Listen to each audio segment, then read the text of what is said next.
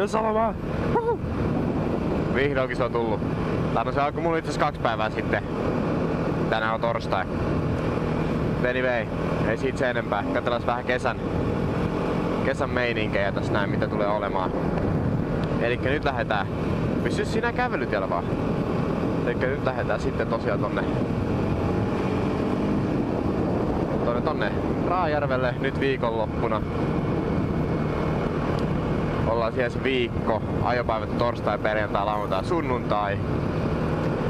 Ehkä lähdetään, en mä sano yhtään mitään muista ajotapahtumista, kun ei oo oikein mitään, minne me oltais menossa. Käydään vaan Askolassa ja perussettiä sitten ja jälkeen. Mut ei sen kummallisempia. Mitä nyt tässä Friendly, joka täältä Vantaalla itsessään löytänyt uusia reittejä ja uusia mestoja, missä voi pelillä tällä 570, niin käydään sit niillä kuvailemassa vähän ja keksitty uusia trikkejä, mitä voi koittaa väsätä, kun täällä pelleilee. Niitä aletaan harjoittaa ja niitä sitten kuvataan.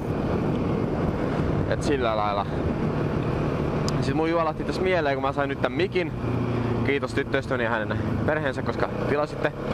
Perheenjäseniä sanotaan näin hienosti. Tilasi tän mikin mulle. Ite en ollut kykenevän tilaamaan. Kykeneväinen, kyllä helvattu hieno sana. Mutta anyway. Nyt on mikki, kuten kuulette. Se on hyvä, se on hieno. Se oli halpa, mikä tärkeintä. Joo, niin juolahti tossa mieleen vaan, että oisko mitään, te tiedätte niitä moottoripyörävideoita ja blogaajia. Niitä, jotka ajelee tälleen ja sit samaan aikaan puhuu ja jauhaa paskaa jostain liikenteestä ynnä muusta. Niin oisko sellainen mitään niinku tällä kanavalla kautta toiseen kanavaan, mutta mä alkaisin tekee niitä. Mulla on montakohan tilaajaa mulla oli? 260 karkeasti tilaajaa. Se on hienoa, jos sais lähemmäs 260 kyllä tai ei ääntä tähän näin.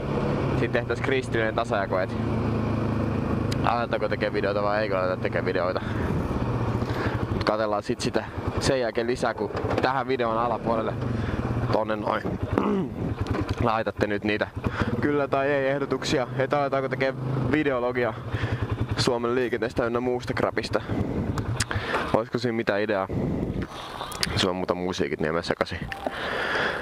Et se olisi niinku mun idea, mitä mä ajattelin tässä näin nyt kun on mikki.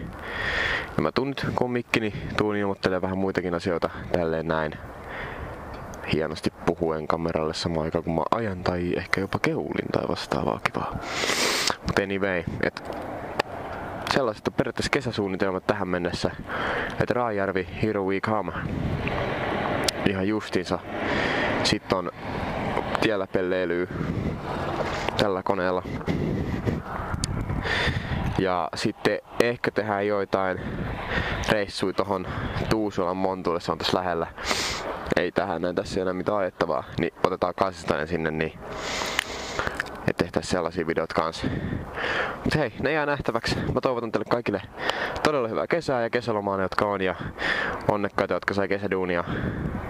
Niin onneksi olkoon heille, itse en tarvitse. Hehe. Joo, ei sen suurempia. Mulle tuolta tulee kevari, te ette näe sitä. Se on niin pieni tässä kamerassa.